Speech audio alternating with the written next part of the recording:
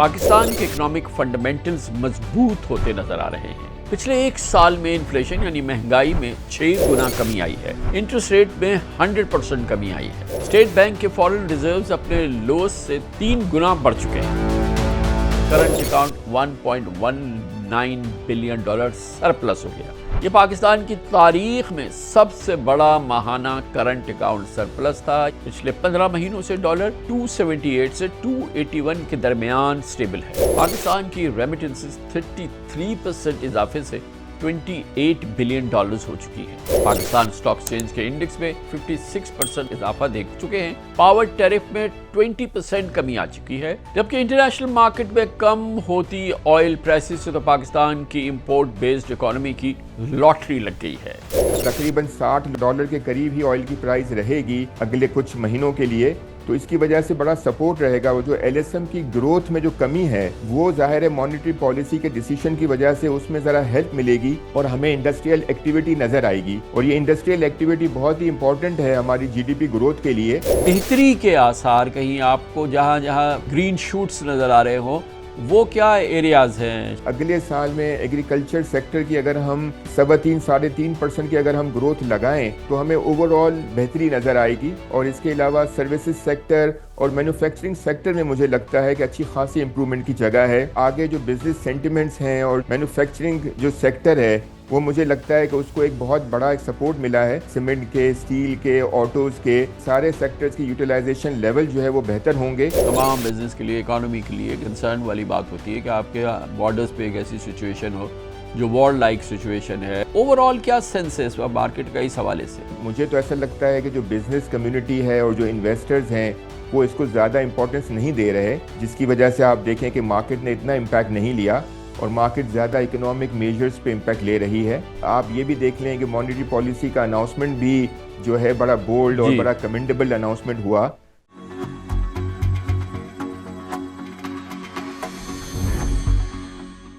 India से बढ़ती हुई कशीदगी, बॉर्डर्स पर टेंशन और पॉसिबल जंग के एनवायरनमेंट में आज मैं आपसे कुछ इनकरेजिंग डेवलपमेंट पे बात करूंगा।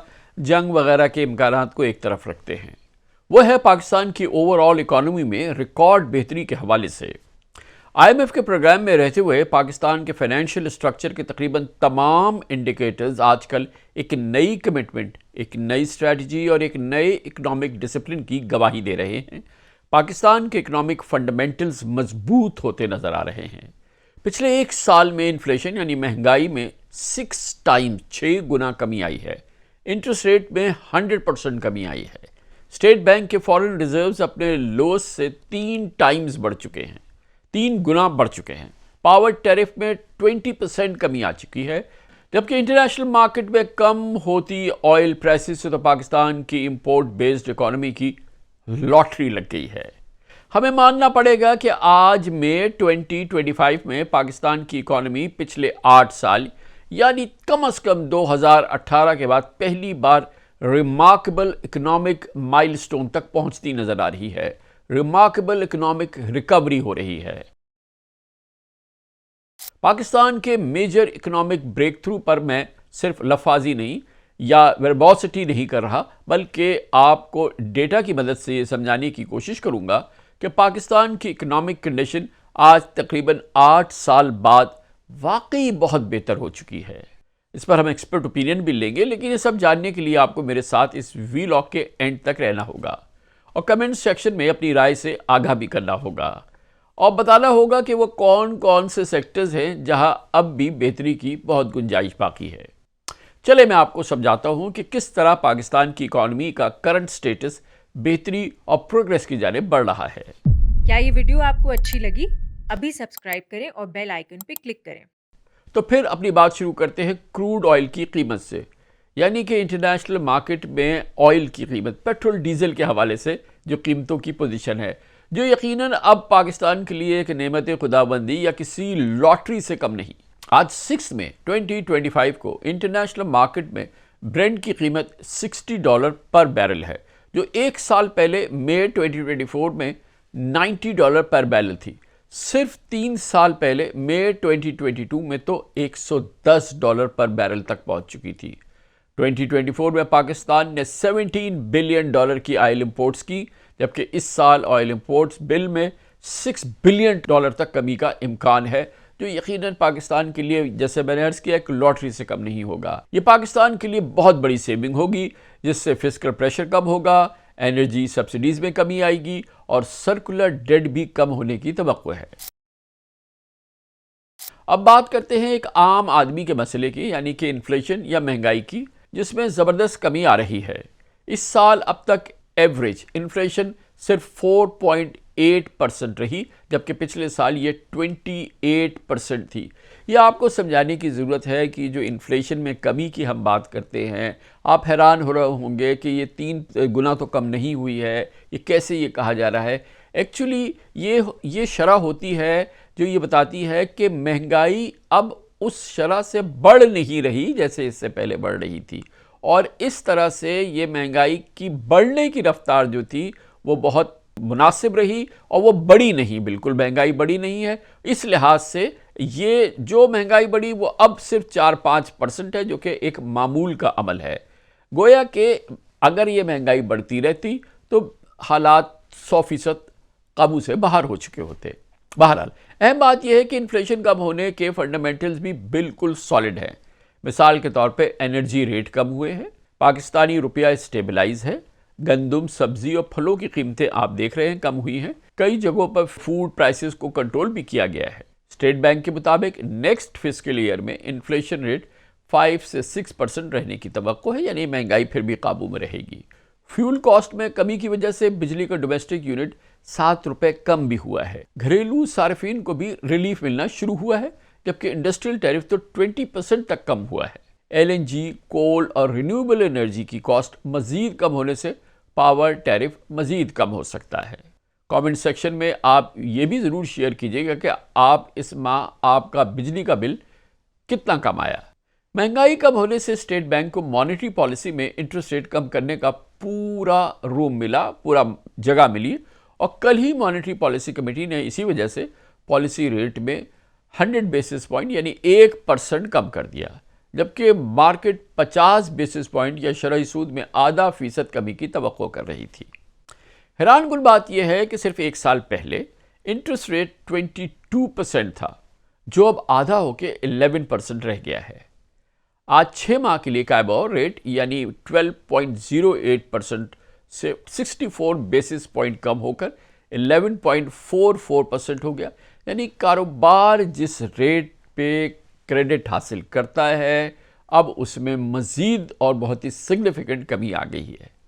इसका मतलब यह है कि सस्ते लोन्स के ज़रिए अब इंडस्ट्रियल एक्सपेंशन के लिए ज़्यादा मौके होंगे, बिजनेस एक्टिविटीज़ में तेज़ी आ सकती है, रेंट सीकिंग की डिस्करेजमेंट होगी, कंज्यूमर स्पेंडिंग में इजाफा होगा, और सबसे बढ़कर स्टॉक मार्केट समेत इक्विटीज़ में इन्वेस्टमेंट में भी इजाफा होगा, जिससे मईशत का पहिया तेज़ी से घूमेगा। अगर हम पाकिस्तान स्टॉक एक्सचेंज के इंडेक्स में ईयर ऑन ईयर चेंज देखें तो हमें मार्केट में 56% अब तक इजाफा देख चुके हैं, और पिछले साल 6 मई को इंडेक्स 72,000 पॉइंट्स पे था, जो आज 1,13,568 568 पॉइंट पे बंद हुआ है।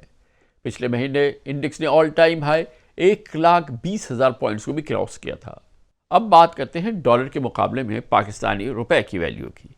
एक्सचेंज रेट में स्टेबिलिटी बहुत ही प्रॉमिसिंग बात है, बहुत ही खुशगवार बात है। पिछले 15 महीनों से डॉलर 278 से 281 के दरमियान स्टेबल है। पाकिस्तान में पॉलिटिकल अनसर्टेनिटी और एक्सटर्नल डेट सर्विसिंग के प्रेशर के बावजूद 15 महीनों से रुपए की डेप्रिसिएशन सिर्फ 1% हुई है। No doubt State Bank of Pakistan की कंसिस्टेंट मैनेजमेंट की वजह से फॉरेक्स मार्केट में एतमाद बढ़ा है और डॉलराइजेशन का खौफ अब कम हो चुका है। अब बात करते हैं पाकिस्तान के फॉरेन इनफ्लोज की सबसे बड़ी सोर्स यानी रेमिटेंसेस की। इस साल के 9 महीनों में पाकिस्तान की रेमिटेंसेस 33% इजाफे से $28 बिलियन हो चुकी है, जबकि साल के इख्तिताम तक, साल के एंड तक पाकिस्तान को $38 बिलियन तक रेमिटेंसेस मिलने की तवक्को है। मार्च 2025 में तो remittances all time high $4.1 billion रही, जबकि मार्च में ही करंट अकाउंट $1.19 बिलियन सरप्लस हो गया। ये पाकिस्तान की तारीख में सबसे बड़ा माहाना करंट अकाउंट सरप्लस था, यानी कि इंपोर्ट्स कम थी, एक्सपोर्ट्स ज़्यादा थी, इनफ्लोज ज़्यादा थे और आउटफ्लोज कम थे। पिछले हफ्ते कराची में FPCCI में प्री बजट सेमिनार में फाइनेंस मिनिस्टर मोहम्मद औरंगजेब का कहना था कि इस साल करंट अकाउंट सरप्लस ही रहेगा। उनका दावा था कि 3 साल में टैक्स टू GDP 13.5% तक ले आएंगे। आफ्टर वेरी लॉन्ग टाइम पूरा साल में करंट अकाउंट सरप्लस होगा। अगर हमारा tax to GDP ratio we have been languishing between 9 to 10%, तो ये तो फिस्कल सस्टेनेबिलिटी नहीं हो सकती ना। तो एक सर्टेन लेवल ऑफ रेवेन्यू तो चाहिए 24 करोड़ का मुल्क चलाने के लिए। By end of this June we will get to 10.6% और फिर 13.5% की जो हमने बात की है उसकी तरफ इंशाल्लाह हमारा सफ़र जारी रहेगा। मैं यहाँ आपके साथ पाकिस्तान की इकॉनमी के तकरीबन तमाम प्लेजेंट साइंस के साथ एक दो वरीसम नंबर्स भी शेयर करना ज़रूरी समझता हूँ। मिसाल के तौर पे FBR ने जुलाई से अप्रैल तक 9300 बिलियन रुपीस टैक्स जमा किया, जो पिछले साल से यकीनन 26.3% ज़्यादा है। लेकिन FBR के अपने मुकर्रर करदा टारगेट से 833 बिलियन रुपीस कम है। ये तशवीश की बात यह भी है कि जुलाई 2024 से अप्रैल 2025 तक क्यूमुलेटिव ट्रेड डेटा डेफिसिट का ट्रेंड जाहिर कर रहा है। 10 महीने के दौरान पाकिस्तान की एक्सपोर्ट्स में 6.25% बड़ा ज़रूर है, इजाफा हुआ है और वो 26.86 बिलियन डॉलर्स हो गई है। मगर इंपोर्ट्स भी बढ़ रही हैं। जैसे जैसे एक्टिविटी बढ़ती है इंपोर्ट्स में इजाफा होता है और इसीलिए वो 7.4% इजाफे से 48.2 बिलियन डॉलर्स तक पहुंची, जिसके नतीजे में ट्रेड डेफिसिट, हमारी इंपोर्ट्स और एक्सपोर्ट्स में फासला बढ़कर डेफिसिट बढ़ के 21.4 बिलियन डॉलर हो गया, जो यकीनन हमारे इकोनॉमिक मैनेजर्स के लिए एक तकलीफ़ की, एक तशवीश की बात है। बहरहाल बहुत ही मोटिवेटिंग नंबर्स ये है कि 2024 में पाकिस्तान की GDP ग्रोथ, तरक्की की शरह मुश्किल से 2% थी, जो बहुत ही मिजरेबल थी। लेकिन अब इसमें रिवाइवल के आसार लग रहे हैं, नुमायाँ हो रहे हैं। बल्कि स्टेट बैंक का ख्याल ये है और एस्टिमेट ये है कि 2026 यानी अगले साल GDP ग्रोथ 3.5% तक होगी, जबकि IMF और ब्लूमबर्ग के बाज़ इकोनॉमिस्ट का असेसमेंट यह है कि इस्लामाबाद में पॉलिटिकल स्टेबिलिटी रहे और इंटरनेशनल मार्केट में ऑयल प्राइसेस गिरती रहें तो अगले साल पाकिस्तान की GDP ग्रोथ 4.5% तक हो सकती है, जो कि स्मार्ट ग्रोथ होगी। बहुत ही होपफुल इशारा है कि IMF ने इस हफ्ते अपनी स्टाफ रिपोर्ट में पाकिस्तान की मैक्रो इकोनॉमिक स्टेबिलिटी में मार्क्ड इम्प्रूवमेंट्स के रिमार्क्स दिए हैं। लेकिन इसके साथ ही IMF अलर्ट कर रहा है और एक अलर्ट जारी किया है कि पाकिस्तान को FBR के टैक्स सिस्टम में रिफॉर्म्स लानी होगी। FBR नहीं सुधर रहा, FBR में बेहतरी नहीं आ रही, ये IMF ने एक बार फिर याद दिलाया है। और पावर सेक्टर में बेहतर गवर्नेंस लाने के साथ ही लॉसेस में चलने वाली SOEs की प्राइवेटाइजेशन को, डिस्कोस को यकीनी बनाना होगा। नहीं हो रही प्राइवेटाइजेशन डिस्कोस की, नहीं पावर सेक्टर जो है उसमें बेहतरी आ रही है, FBR में बेहतरी नहीं आ रही, डिस्कोस की प्राइवेटाइजेशन नहीं हो रही। पाकिस्तान के अवाम भी सर पीट रहे हैं, माहिरीन भी सर पीट रहे हैं और IMF को भी तशवीश है। मेरी इस पूरी गुफ्तगू का जिस्ट या समरी यह है कि आज का पाकिस्तान इकॉनमी के एतबार से कई लिहाज से मजबूत हो चुका है। 2018 के बाद पहली बार तमाम इकनॉमिक इंडिकेटर्स ग्रोथ की जानिब बढ़ रहे हैं। अगर यही ट्रेंड इंशाल्लाह बरकरार रहता है, पॉलिटिकल स्टेबिलिटी बरकरार रहती है, तो ये वक्त पाकिस्तान के लिए रिकवरी का गोल्डन चांस और एक नई इकोनॉमिक बिगनिंग साबित हो सकता है इंशाल्लाह। इस मौजू पर बात करते हैं और आज इसके लिए मैंने दावत दी है चीफ एग्जीक्यूटिव ऑफिसर हैं आरिफ हबीब लिमिटेड के और पाकिस्तान में मार्केट्स, बिजनेस और इकोनॉमी के बहुत ही मुस्तनद माहिर जनाब शाहिद अली हबीब हमारे साथ मौजूद है। बहुत बहुत शुक्रिया शाहिद भाई, आपने हमें ज्वाइन किया है। ये फरमाइएगा, आज जब मैं आपसे बात कर रहा हूँ, मेरे ख्याल में पिछले 8 साल में पाकिस्तान की इकोनॉमी के फंडामेंटल्स इतने स्ट्रॉन्ग, इतने बेहतर नज़र नहीं आए। The best moments for Pakistan economy हैं जो आज जिस वक्त हम आपसे बात कर रहे हैं पिछले 8 साल के। मगर आज आपकी मार्केट जो पाकिस्तान स्टॉक एक्सचेंज है उसमें उसकी रिफ्लेक्शन उस तरह से नज़र नहीं आई, इसकी क्या वजह है? कामरान भाई, आपकी बात बिल्कुल सही है कि बहुत ही ज़बरदस्त इकोनॉमिक नंबर्स और उसकी वजह से मॉनेटरी पॉलिसी का अनाउंसमेंट भी बड़ा अच्छा आया और इन्फ्लेशन के नंबर्स ने बहुत सपोर्ट किया इस अनाउंसमेंट में। मार्च का और अप्रैल का नंबर 0.3% का इन्फ्लेशन का नंबर आया और इसके अलावा इवन कोर इन्फ्लेशन भी जो है वो नीचे हुई 8% पे। और ये एक्सपेक्टेशन से बहुत ज़्यादा नीचे आई थी, और मॉनेटरी पॉलिसी कमेटी ने यही कहा कि ये एक्सपेक्टेशन से नीचे है और आउटलुक भी बहुत पॉजिटिव है। और बहुत सारे और भी मेजर्स हैं जिसका उससे करंट अकाउंट बैलेंस जो है वो भी बड़ा पॉजिटिव है। 1.2 बिलियन डॉलर्स का जो है वो अप्रैल का नंबर आया, और इसके अलावा पूरे अगर आप देखें 10 महीने का नंबर भी बहुत ही पॉजिटिव है, अराउंड 1.9 बिलियन का। और हम पूरे साल का भी बड़ा अच्छा करंट अकाउंट सरप्लस एक्सपेक्ट कर रहे हैं, जिसने सपोर्ट किया है मॉनेटरी पॉलिसी कमेटी को इस अनाउंसमेंट पे। लेकिन आप देखें, जो आपने मार्केट की जो बात करी ना, मार्केट ऑलरेडी इसकी वजह से बड़ा अच्छा परफॉर्म करती रही है। और अगर आप देखें तो मार्केट जो है पिछले 2 साल में का तो मुझे नहीं उसको करना चाहिए, परफॉर्मेंस को 40,000 से आई है। लेकिन इसके अलावा भी इस साल में भी मार्केट ने बड़ा अच्छा परफॉर्म किया है। और ये मेरा ख्याल से मार्केट मुझे लगता है कंटिन्यू करेगी। ये आज थोड़ा सा जो है वो सेलिंग, जो क्योंकि कल भी मार्केट ने रिकवरी की थी, कल जो है बहुत सारे इंस्टीट्यूशनल इन्वेस्टर्स और हाई नेटवर्थ इंडिविजुअल्स ने इस एक्सपेक्टेशंस पे मार्केट में जो है वो बाइंग करी थी कि आज का जो मॉनेटरी पॉलिसी का अनाउंसमेंट जो है वो बेहतर होगा, जिसकी वजह से मार्केट में वो रिकवर भी हो गई थी कल। और आज मार्केट की शुरुआत भी बड़ी अच्छी थी।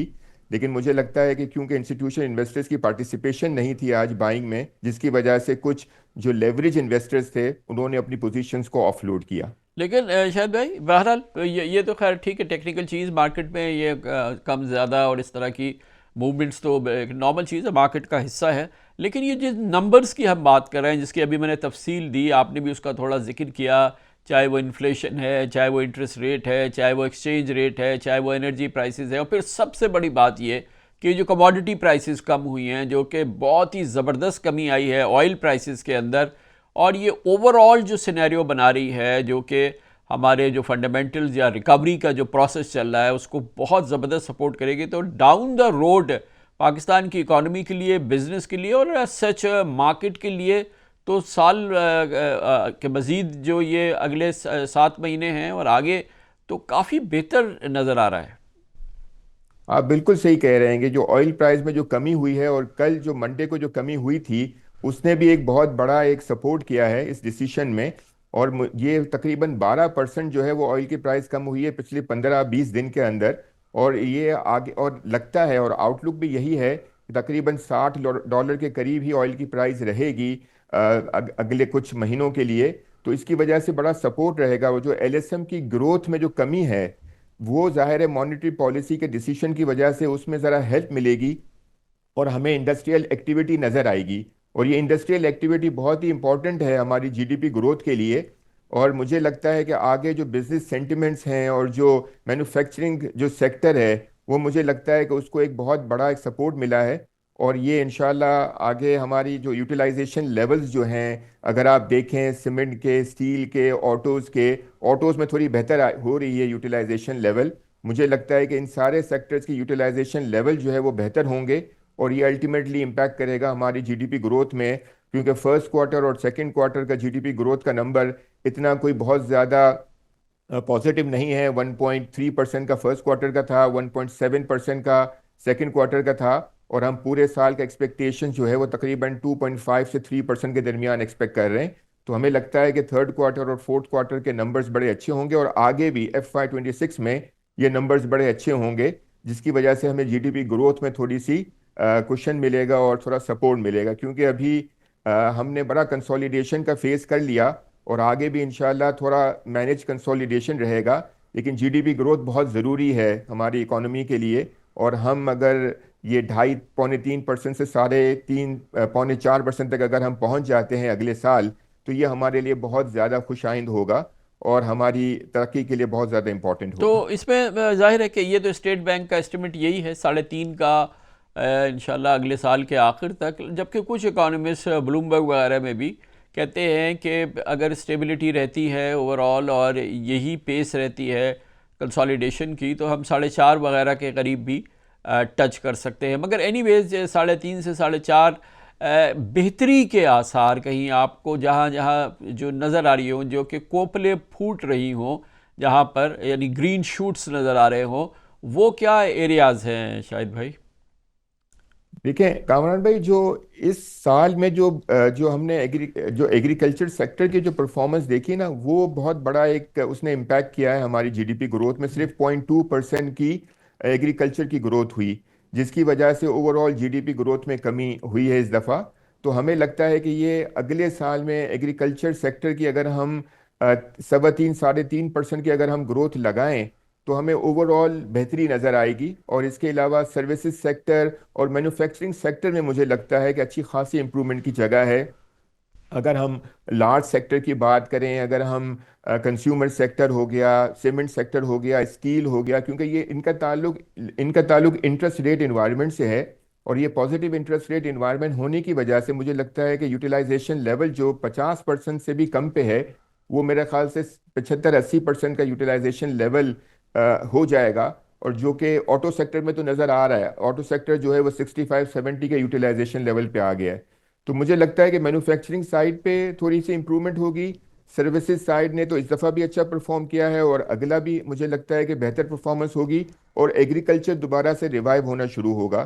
तो मुझे लगता है कि ये सारी जो कंट्रीब्यूट करेंगी इंशाल्लाह जीडीपी ग्रोथ में। और हम देखेंगे कि तकरीबन, मेरा व्यू तो ये है कि 3.5 से 3.75 के दरमियान इंशाल्लाह अगला साल हम टच कर सकते हैं। क्योंकि शायद भाई देखें, एक चीज़ तो ये है कि अगर पिछले साल के मुकाबले में देखें तो अब इंटरेस्ट रेट 100% कम हो चुके हैं। इसके साथ साथ बहुत ही, ये पाकिस्तान में नहीं हो रहा था पिछले कई सालों से, ही सूरत हाल हमने नहीं देखी थी। ऑयल प्राइसेस जो हैं काफ़ी सिग्निफिकेंट तरीके से कम हुई हैं। और फिर ये कि इस सिलसिले में हमने रेटोरिक तो बहुत ज़्यादा सुना था कि जी के बिजली की कीमतें कम होना ये वो, मगर उसमें भी काबिल ज़िक्र जो है वो कमी हुई है। इलेक्ट्रिसिटी टैरिफ, ख़ासतौर पे इंडस्ट्रियल इलेक्ट्रिसिटी टैरिफ को, डोमेस्टिक में भी कुछ फ़र्क पड़ा है। ये कुल मिला के ये एक ऐसा सिनेरियो बन रहा है जिससे cost of business, doing business जो है वो काफ़ी कम कम हुई है, जिसकी वजह से तो उसकी रिफ्लेक्शन हमें जो है वो नज़र आनी चाहिए ना इंडस्ट्रियल सेक्टर वगैरह में, प्रोडक्टिविटी वगैरह में। कामरान भाई, इसका अंदाजा आप इस तरीके से भी लगा सकते हैं कि जो लोकल कॉरपोरेट्स हैं और जो लोकल ग्रुप्स हैं, उनका जो कॉन्फिडेंस लेवल जो है वो बढ़ गया है। क्योंकि हम कुछ जो है कुछ ट्रांजैक्शंस में इन्वॉल्व हैं, कुछ एम&ए एक्टिविटीज़ में इन्वॉल्व हैं।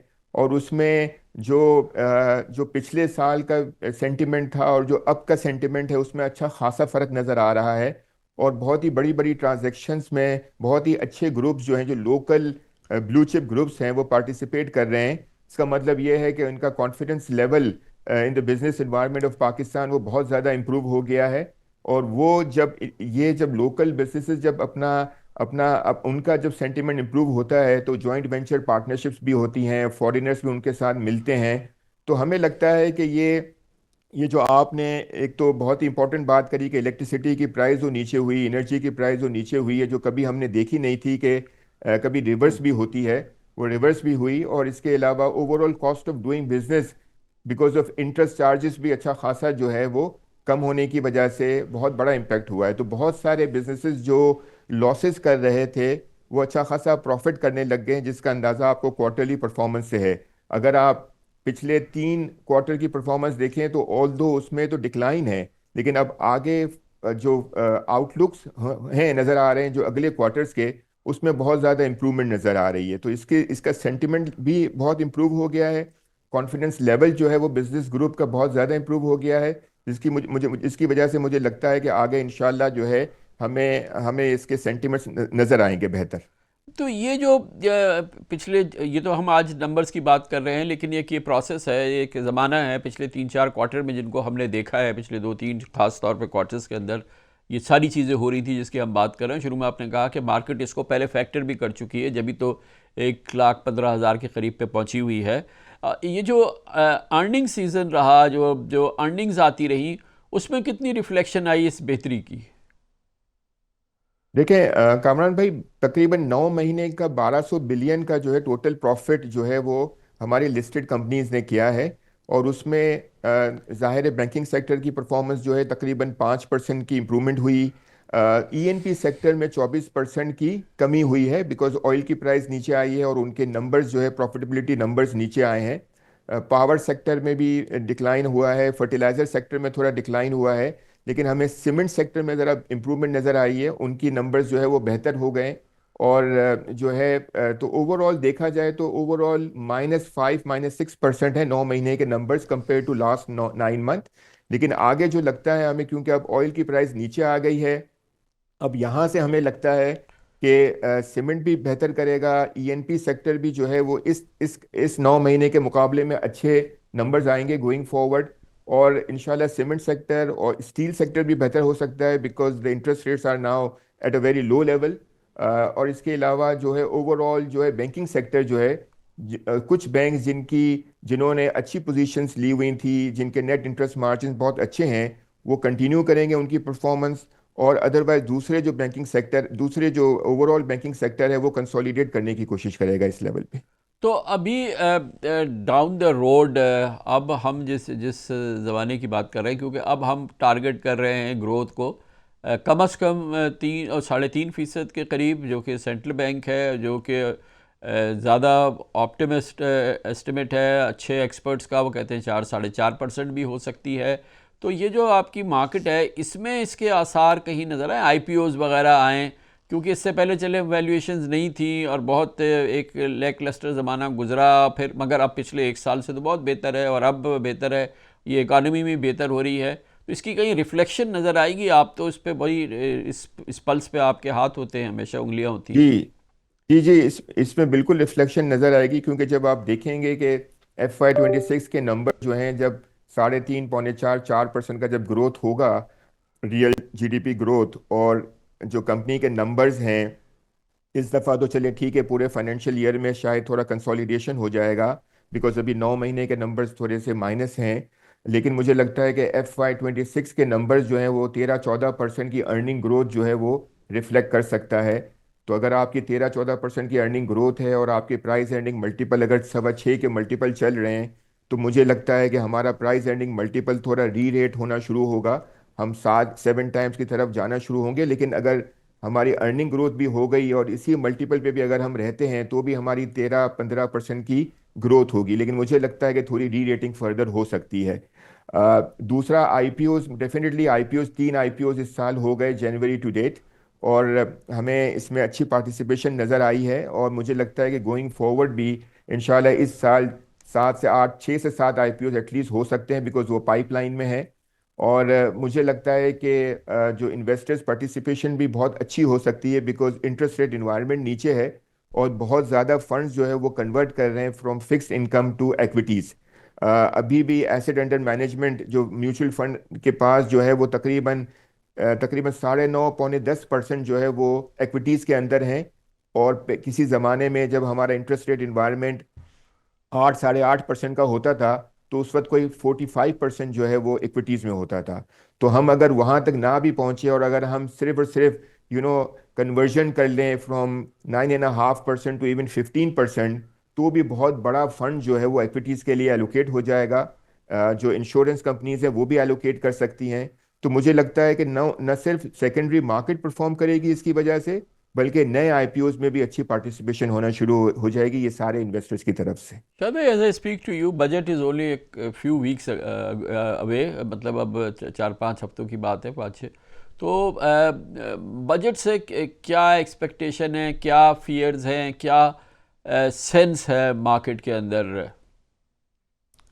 आई थिंक बजट में मेरे ख्याल से तो जो है वो टैक्सेशन मेजर्स जो हैं वो डेफिनेटली उनको किए जाएंगे, बिकॉज हमारा फिस्कल डेफिसिट जो है वो डेफिनेटली जो टारगेट है उससे हम पूरा तो करेंगे, लेकिन हमारा टैक्स रेवेन्यू जो है वो इतना अचीव नहीं हो सका। ऑल्दो 26% हमने जो 9th-10th मंथ के जो नंबर्स हैं वो ग्रोथ है। ग्रोथ है पिछले साल से, लेकिन डेफिनेटली हमारे टारगेट से कम है।